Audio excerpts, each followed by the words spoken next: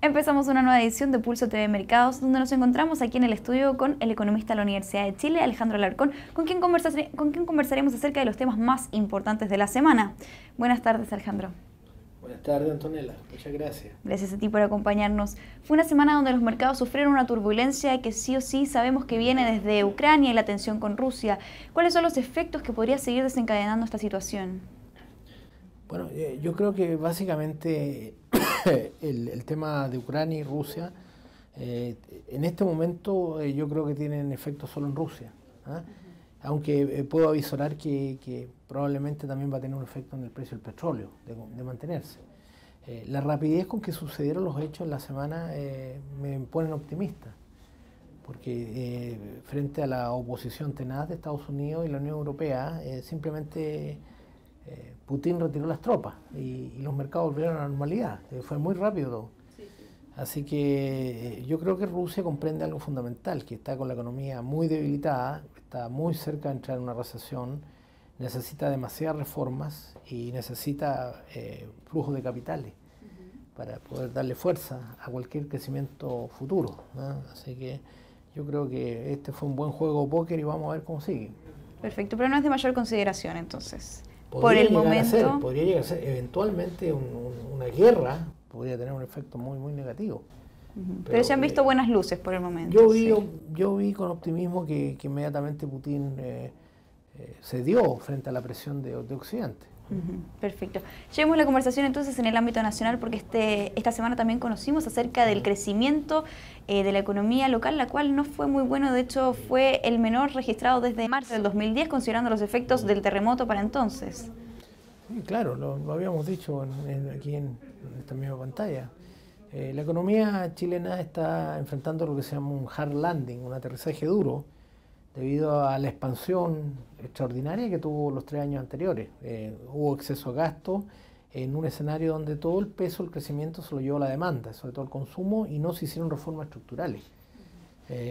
Entre ellas, por ejemplo, la energía, que sigue siendo un lastre para la economía chilena y que está afectando a 2 sectores claves, como son la minería y la industria. Por lo tanto, no es sorprendente que estemos llegando a esta situación con una caída muy importante de la inversión y por lo tanto acercándonos, de acuerdo al último MASEC, a un crecimiento anualizado cercano al 1%. Estamos próximos también a un cambio de mando y Bachelet recibe un país desacelerado económicamente y también con un crecimiento bajo. Entonces, ¿qué desafíos plantea esto? ¿Cómo se revierte esta situación? Bueno, yo creo que es un desafío muy fuerte porque la presidenta Bachelet tiene que enfrentar una demanda social muy fuerte, muy grande. Tiene que levantar algo como 9 billones de dólares, algo así como el 3% del Producto Interno Bruto.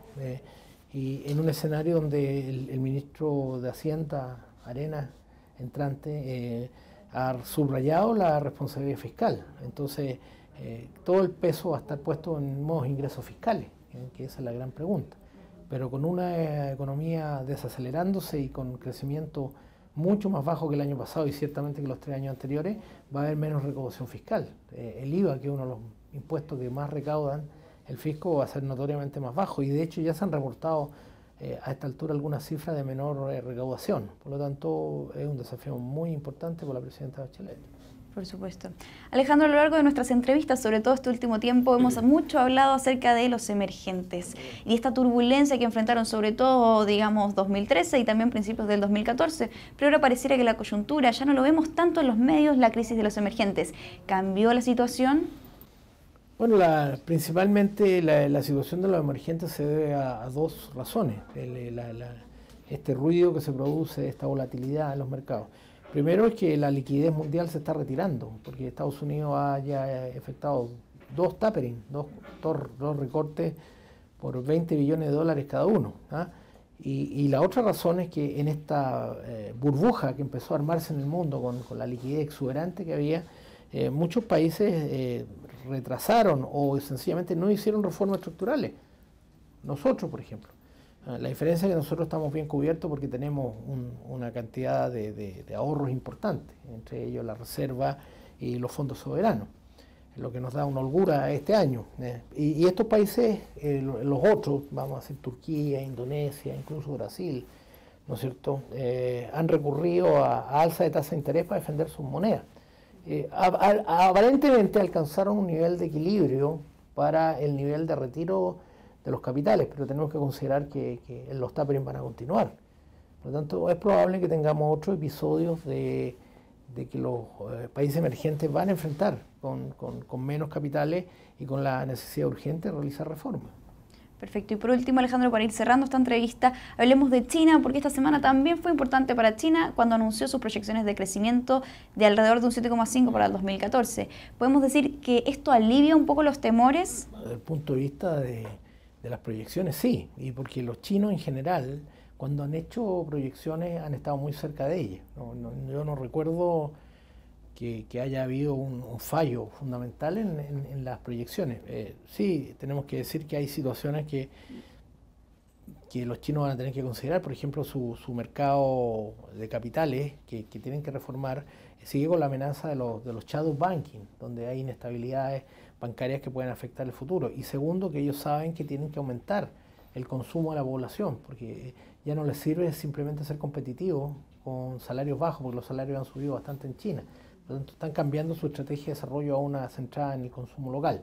Por lo tanto, la reforma y las restricciones que va a enfrentar el mercado bancario y de capitales en China puede provocar alguna restricción de crédito que podría bajar esa proyección.